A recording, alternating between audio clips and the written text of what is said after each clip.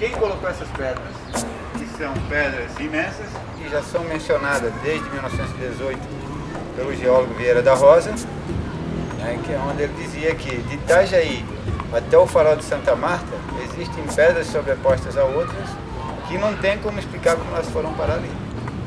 Que conhecimento, que tecnologia eles tinham? Essa é a incógnita. Esse é o mistério da ilha de Santa Catarina.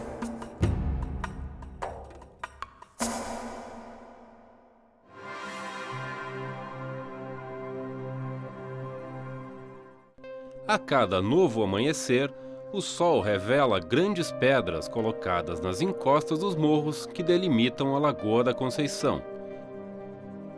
Testemunhas de um passado distante, esses megalitos apresentam alinhamentos precisos com a posição do sol no horizonte, em determinadas épocas do ano.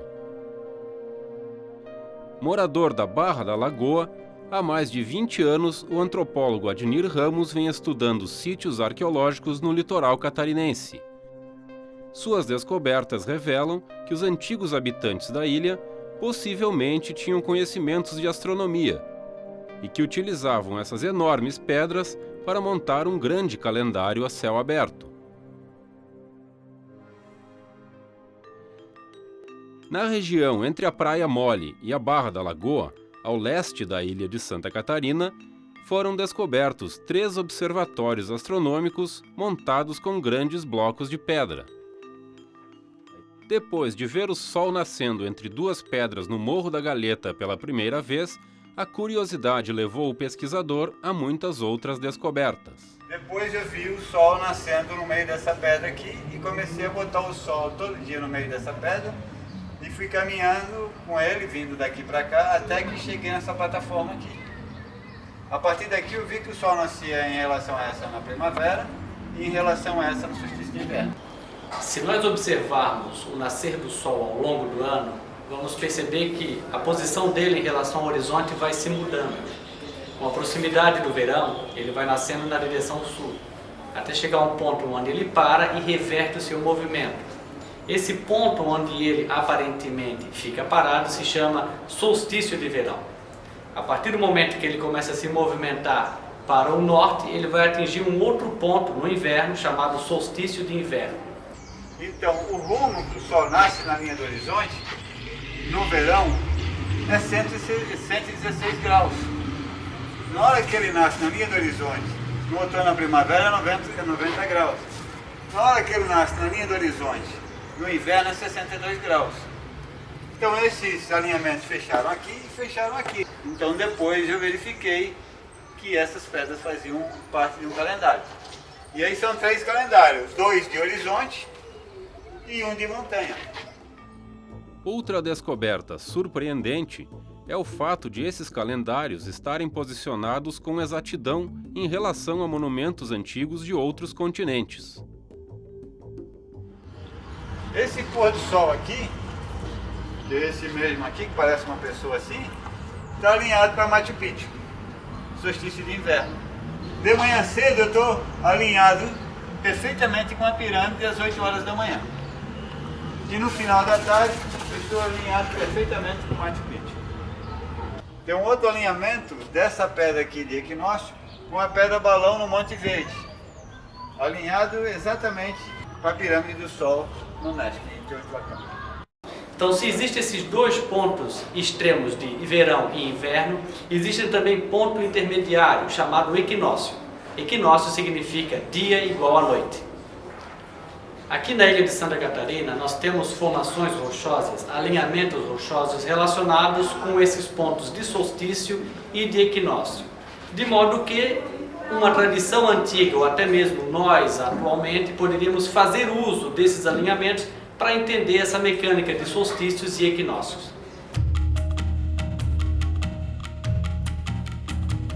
Monumentos megalíticos e vestígios deixados por povos da antiguidade são um objeto de estudo da arqueoastronomia. Em Florianópolis, o Instituto Multidisciplinar de Meio Ambiente e Arqueoastronomia trabalha pela preservação de monumentos megalíticos e inscrições rupestres em vários pontos da ilha. Quando ocorrem solstícios e equinócios, são realizadas caminhadas para observar o nascer e o pôr do sol nos observatórios já descobertos. Desde 2007, o IMA tem promovido caminhadas arqueoastronômicas, com vários objetivos. O principal deles é fazer as pessoas observarem esses fenômenos sazonais usando esses sítios astroarqueológicos.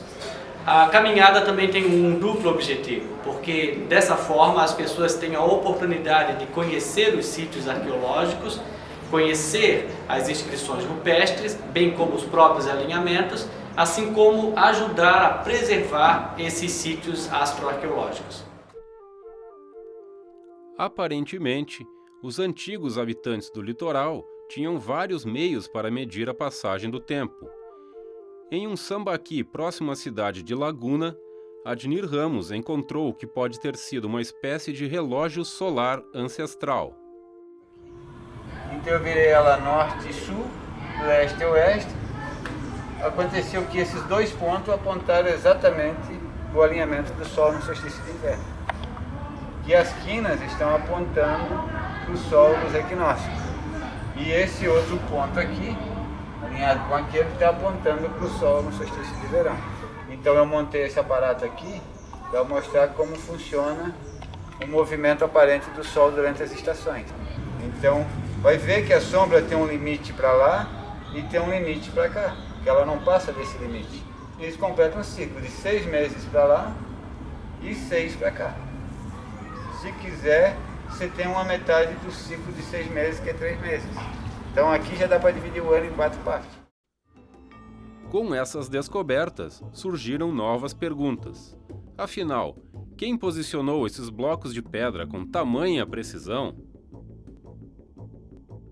É uma hipótese, claro. Não dá para confirmar nada. Mas tendo a premissa de se encontrar um relógio desse e vários desses relógios maiores, ou calendários, então dá para ver que esses homens que viveram aqui no litoral, eles eram pessoas muito sábias. Até agora nós não temos evidências convincentes de que alguma antiga tradição aqui da ilha de Santa Catarina fez uso desses alinhamentos. Embora seria plenamente possível elas utilizarem para determinar a época certa de caça, pesca e coleta de alimentos. Porém, há necessidade de pesquisa adicional para fazermos essa relação. Será que realmente alguma antiga cultura da ilha fez uso desses alinhamentos ou tinha conhecimento dessas ferramentas básicas de astronomia? Eis uma questão a ser respondida. E isso vai fazer com que a ciência mais tarde aceite esse conhecimento e comece a pesquisar, porque até agora eles estão jogados no tempo.